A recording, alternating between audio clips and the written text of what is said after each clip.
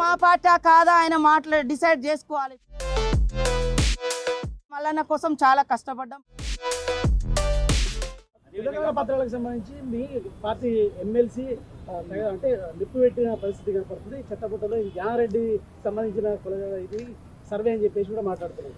నిజంగా ఎంత దుర్మార్గంగా మాట్లాడుతున్నారంటే, ఇప్పటి వరకు దేశంలో బీసీ కులగణన 1931 తర్వాత ఏది సోషియో ఎకనామిక్ సంబంధించి బ్రిటిష్ కాలంలోనే జరిగింది. ఆ తర్వాత అఫీషియల్గా అథెంటిక్గా ఉన్న కులగణన ఏదైనా జరిగిందంటే ఇప్పుడే జరిగింది. అది ఇల్లు పోయి సర్వే చేసిర్రు. మరి గవర్నమెంట్ అధికారులను పంపించి సర్వేలు చేయించడం ఏడ తగ్గింది.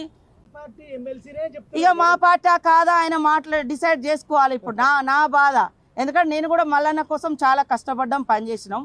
పార్టీలో మాట్లాడాలనుకున్నప్పుడు పార్టీ లైన్లో ఉండాలి. లేదా మీకు డౌట్స్ ఉంటే ఇది ఎట్లా చేసినామని ఆయనను కూడా 2-3 మీటింగ్లో పిలిచినాం. నిజంగా ఎంత దుర్మార్గంగా మాట్లాడుతున్నారంటే, ఇప్పటి వరకు దేశంలో బీసీ కులగణన 1931 తర్వాత ఏది సోషియో ఎకనామిక్ సంబంధించి బ్రిటిష్ కాలంలోనే జరిగింది. ఆ తర్వాత అఫీషియల్గా అథెంటిక్గా ఉన్న కులగణన ఏదైనా జరిగిందంటే ఇప్పుడే జరిగింది. అది ఇల్లు పోయి సర్వే చేసిర్రు.